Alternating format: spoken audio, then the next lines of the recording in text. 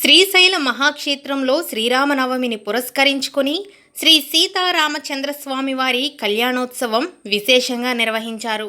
శ్రీశైల దేవస్థానానికి అనుబంధ దేవాలయమైన ప్రసన్నాంజనేయ స్వామివారి గుడిలో బుధవారం శ్రీ సీతారామచంద్రస్వామి వారికి, శ్రీ ఆంజనేయ స్వామివారికి విశేష పూజలు నిర్వహించి కళ్యాణోత్సవాన్ని ఘనంగా జరిపారు.